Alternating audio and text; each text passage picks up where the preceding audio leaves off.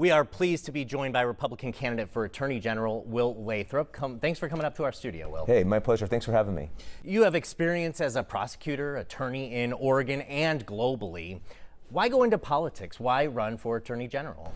Yeah, I was a child sex abuse prosecutor here in Oregon for a number of years, then went to Washington, D.C. to do child abuse intervention work at the national level, and then I was recruited to do lead multinational teams in Africa to combat human trafficking.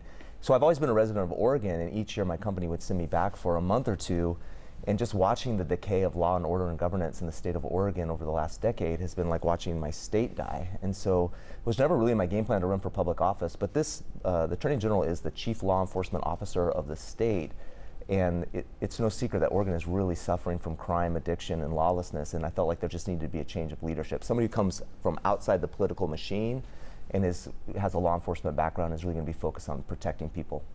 Recently, Oregon recriminalized drugs after certain failures of Measure 110 with House Bill 4002. Yeah. Do you support this new approach towards addiction and drugs and the implementation of deflection programs for drug offenders? Yeah, I mean, 4002 is something. It's on the right track. It's something that's going to be useful. It'll help law enforcement start to get people who are suffering from addiction into treatment. So it's a good tool to leverage at the local level. But the Attorney General doesn't really deal with possession level or user level drug abuse. The Attorney General actually deals with the industry. That's organized crime. That includes drug trafficking, human trafficking, organized retail theft. And we have a real problem with people. I mean, the organized foreign drug cartel is making millions of dollars off of selling fentanyl and meth in the state of Oregon and really crushing families and communities. And so as Attorney General, I'm going to be really focused on the industry side, not so much on the user level side. But I will say that Oregon does not have a law creation problem. We have a law enforcement problem. So 4002 and recriminalization of drugs just joins it's already against the law to sell drugs, to vandalize buildings, to break windows, to do organized retail thefts. All those things are against the law. We've just really struggled to enforce the law and hold people accountable in Oregon, and that's what I'm going to be focused on. One of the issues with that is we need more of certain jobs in the legal realm. Public defenders, we have a shortage of public defenders in the state. We have a shortage of law enforcement officers. Yes, we do.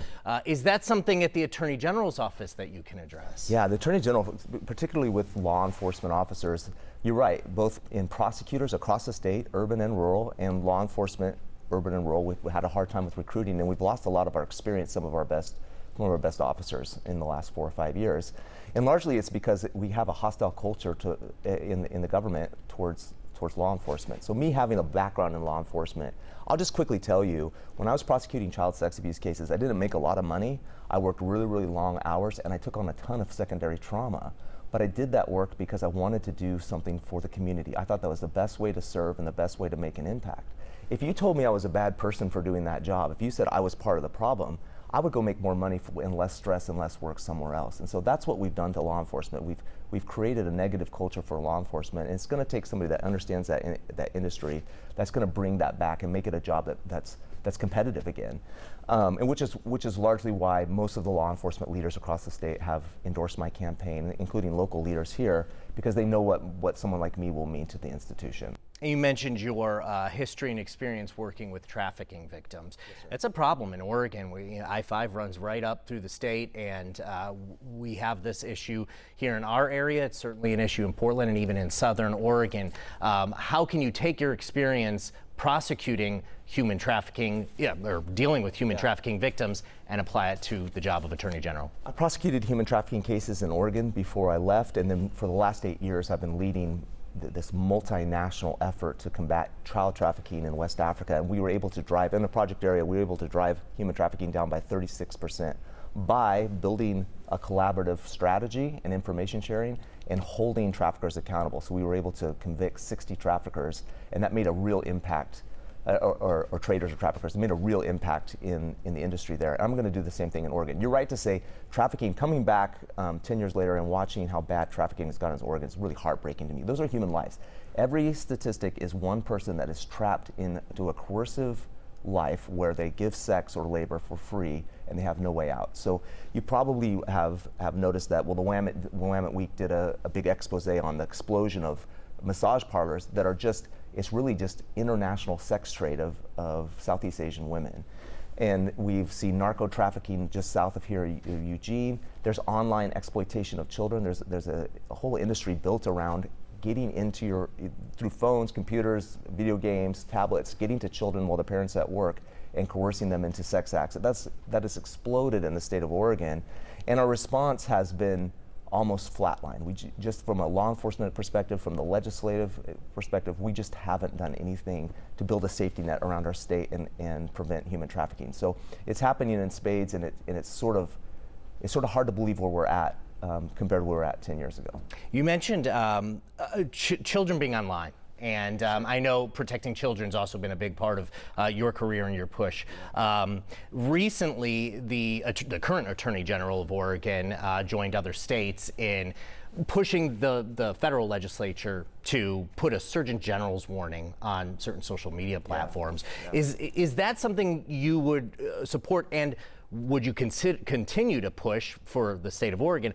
And is there more that can be done for children's mental health?